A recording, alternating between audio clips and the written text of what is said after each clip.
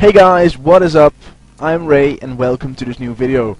This video is going to be a bot-free Frost Dragon guide. Yes, this guide is made after the bot nuke day, so I'm going to show you the best methods how to kill them without bots standing in the way. But these Frost Dragons are harder than they were before, since they actually nerfed it just before the bot nuke day to actually get rid of some of the bots already at the Frost Dragons, but they have been made quite harder. So I'm going to show you new ways to kill them, and also some techniques, some special attacks of those Frost Dragons and how you can actually cancel those out. So I hope you enjoyed. Please give a rating and a comment at the end of the video so I know what you guys think of it. Some general information about the Frost Dragon. Its combat level is 166. It has 1600 life points and attacks with all three melee or with all three combat styles, because as of the update just before the nuke day, it's actually updated that they can use all three combat styles, so, just like the Mithril Dragon. Its max hit is 200 with every combat stats, around 200. And his habitat is the Asgardian Ice Dungeon. Don't ever say it right, but the Asgardian Ice Dungeon. Also, some of its attack styles is a special attack, which I will explain later on. Now, the Asgardian Ice Dungeon lies just north of Mudskipper Point and just south of Port Sarim. In this dungeon, as you see right here, there is another dungeon, namely the Resource Dungeon, and for that dungeon you need 85 dungeoneering to actually access that dungeon. You'll gain 15,000 experience for entering the dungeon the first time, but if you enter it another time you won't get that experience boost. Now if you go there are about 12 Frost Dragons which you can kill, and since the update is not packed there at all, so you can actually keep killing them at a steady rate. Now how to actually get there are three main ways how to get there, from best to worst. First of all, you go to Edgeville, then go to the Fairy Ring, which is just between Edgeville and the Grand Exchange. You go to Cenaris, then type in the code AIQ. That will take you to Mudskipper Point. Now, when you're at Mudskipper Point, you can walk just a little bit north, and you'll see the mountain where you can go in. Then you can just walk to Resource Dungeon and you'll be fine. The second option is the Cabbage Port. It will bring you at the farm just below Falador, and you can walk from there. You need to walk quite a bit, so I don't really recommend that. And the last one is you go to Draenor Village with a Ring of Glory, and you walk from there. Now this is quite a long walk, so I do not recommend it, so I do recommend option 1. But you will need to have done Fairy Tail Part 3 to don't need a Lunar Staff or a Draymond Staff, and if you haven't done Part 3 you can just bring it, but it will cost you 1 inventory space. Now, and if you did bring it, or if you did do that quest, you don't have to bring a Lunar Staff or Draymond Staff, which makes it the best option in my opinion. Now what to wear is a little bit different than most monsters, since yeah, this is kind of a special monster. Now, first of all, I know every video I say there's a Torva method, but let's be honest, if you're going to do Frost Dragons you don't have like Torva and stuff, so I did put it in there, but I'm not going to explain it at all, so you can just look at the setup, but most of you will be using the Bando setup or the Armadillo setup. Now first of all we have the Bando setup, which is the melee setup. Now if you have 85 Dungeoneering, you probably have 1 Chaotic. And if you did bring the rapier, or if you did choose the rapier, you should definitely bring the rapier, since most dragons, such as the Frost Dragon, are weak to stab. Now if you didn't choose the rapier, you can also use a whip or something, or any other stab weapon which gives you a good stab attack and can actually get you some good amount of kills. We bring the Helm of Natusnut, a Fury, full bandos, Dragon Boots, Barrow's Gloves, a DFS, Berserker Ring, and a Fire Cape. Now you can switch all of this up if you want to, but a Dragon Fire Shield is necessary if you don't bring Super Antifires. If you did bring Super Antifires, you can switch the DFS out by a Dragon Defender, which I do recommend.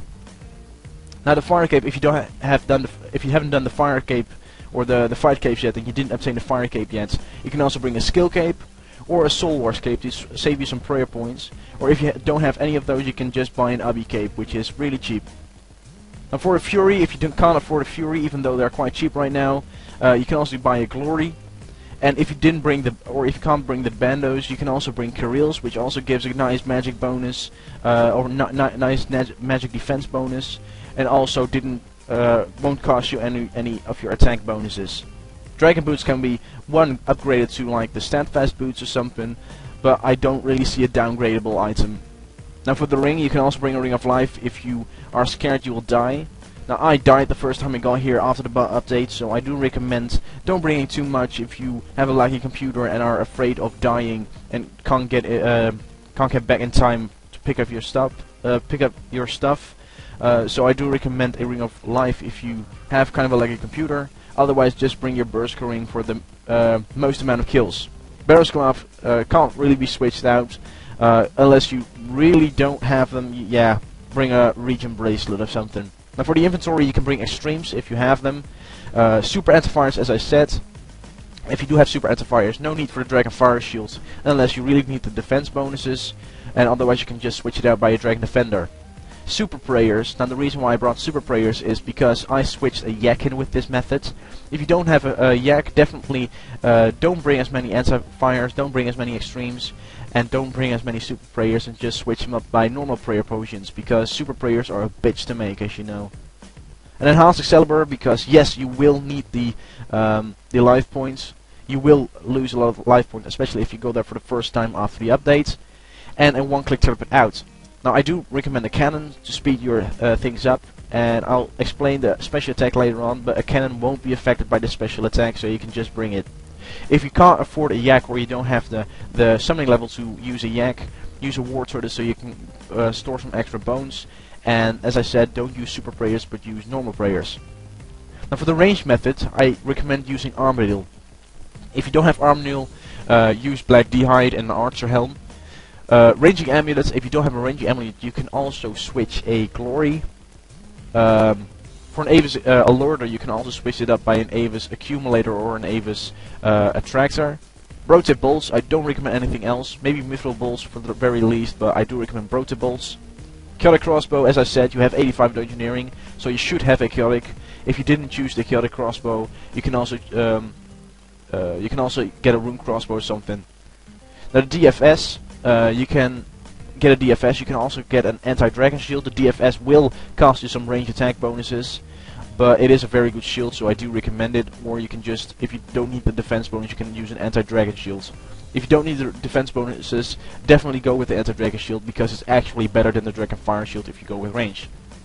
Now Ranger Boots, I know these aren't the best boots, but they are quite costly. I think about 15 mil. But if you want the Glaven Boots or something, I don't know what it's called exactly, I should look that up. But if you want the Glaven Boots, I believe those are the Glaven Boots. Yeah, they are quite expensive, so I do not recommend that. But if you have them, sure, go ahead and use them. Now an Archer's Ring, imbued if you can, and as I said with the melee method, if you're a bit of a chicken and you are afraid of dying, you can also use a Ring of Life. Barrel's Glove, if you don't have Barrel's Gloves, you can also use Van Braces. Now for the inventory, I bring 4 Prayer Potions. Now I do recommend praying at least Rigor, or at least Eagle Eye, and if you have it, Rigor. I have an Extreme Ranging Potions. If you don't have Extremes, same with the melee method. If you don't have Extremes, switch them up by Supers, or with Ranging Potion, just with a normal Ranging Potion. And Enhanced Excalibur, definitely you will need the bonuses. If you don't have that, no worries, just switch it up by 1 Shark. And Anti-Fire, you won't need more than 1, since I do recommend bringing a War Tortoise. Now in this setup, I forgot to put in a War Tortoise pouch, but maybe you can summon it already, or otherwise switch 1 Shark for 1 War Tortoise pouch. Now for the one-click server out, definitely use it, since it can be quite dangerous as the Frost Dragons now, and a cannon. Now for the Torva setup, as I said, I'm not going to explain all of that, but you'll see what I have, and I think most of you don't really have a Torva setup, so let's just get on with killing them. Now before we start killing the dragon, I should warn you for his special attack, which is his Vengeance attack. Now this is easily indicated by the blue light ball circling around the dragon, and this blue light ball will vanish after 3 rounds. But if the blue light ball is there, it is a special attack. If you hit the dragon while the blue light ball is actually circling around the dragon, the damage that would have been dealt at the dragon will be dealt at you. So if you would have hit the dragon for 200, you will be hit for 200. Now don't worry if you have a cannon, the cannon won't deal any damage to the dragon if the blue light ball is there, so no damage will be dealt to you. But you should look out, so if the blue light ball is there, definitely step away from the dragon, watch till it disappears, and then go back to killing your dragon. Now for the melee method, it's important that you pot up before you go in. When you go in, you should have potted up with your Extremes and your Anti-Fires. Then walk to one of the spots and you can just set up your cannon to one of the big spots, and you can activate your cannon. Now you will be first of all aggressive to the dragons, or the dragons will be aggressive to you. They will start attacking you. Now this is quite important because they can attack with all 3 combat styles, but they will only use 2 every battle. Now let's say your first dragon will attack you with a range attack, which can be easily indicated by an arrow flying towards you. You know that this dragon is only going to use melee and range to you this entire fight.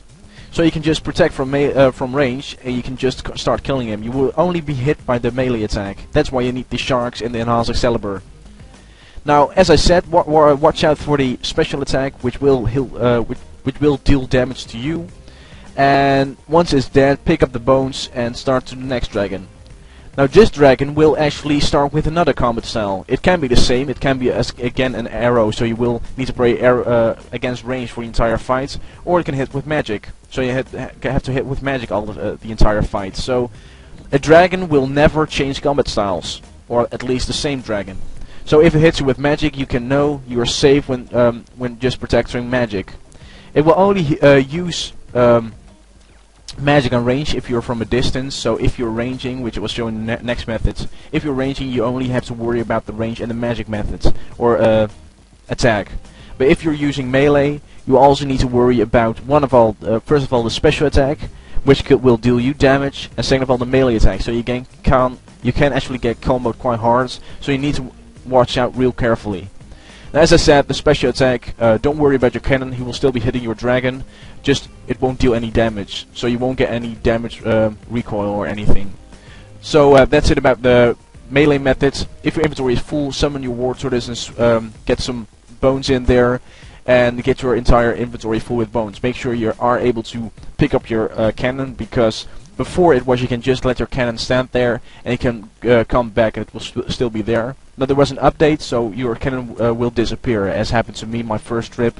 I actually went there, left my cannon there, came back, and my cannon was gone, so I had to go to the guy to get my cannon back. So don't make the same mistake as me, just grab your cannon and teleport to the bank. Now in my personal opinion, if you are a little bit of a lower level, definitely use range, since range you don't have to worry about the melee attack, since you can range from a distance, and if you are at a distance, he will only use his ranged and magic attack.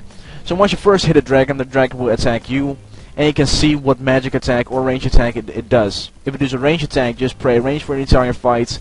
If it uses magic, just use magic for the entire fight. Yeah, now you don't have to worry about this melee attack, so you don't have to worry about your health, unless it uses a special attack. Then you need to worry, just get off the dragon, make sure it makes 3 rounds with the light ball, and then start attacking it. Same thing with the melee setup. Your cannon really doesn't matter. It will still be hitting your dragon, but it won't deal any damage. Now, the Asgardian Ice Dungeon is no multiplayer combat area, so you don't have to worry about multiple dragons attacking you. So you can just focus on your first dragon, see what combat style it uses, and protect from that. So you don't have to worry about different dragons using different combat styles. So yeah. Now you can use Eagle Eye or Rigor. Same thing with the melee methods. I do recommend using either Piety or Turmoil, but you don't have to. If you want more kills per hour, definitely use Piety, Turmoil, and Eagle Eye and Rigor. If you don't want to, you don't have to. So you just have to make some extra trips. Now this method is a money making method, since the bones you are gonna pick up are about 16k as of right now. Now since the bots are gone, these rose a lot, but they are now going down. I have no idea what is gonna happen with these bones, so I can't say an actual price. Maybe they're going to get up to about 20k, maybe they're going down to about 10k, that depends. But they are good money, and as it stays so quiet here, it will stay a good money making method. Now since the dragons got a little bit harder to kill, you are gonna get less kills per hour than it was before all the bots came and all the big updates and stuff. But you're still gonna make a good 1 mil, maybe 1.5 mil per hour if these prices stay this way. So I do recommend this method, and you always have the chance of a Draconic Visage. I only got one here. It was after about 15,000 kills, so don't expect them in the near future. Just go there for the bones, and you might get lucky at some point. Well guys, this was the end of my guide. Please comment, rate and subscribe. Definitely let me know what you thought of it. I spent a lot of time on this guide, so please pay me back by either rating or give me some constructive feedback or anything like that. And as I said, please comment, rate and subscribe, watch for further videos, and goodbye.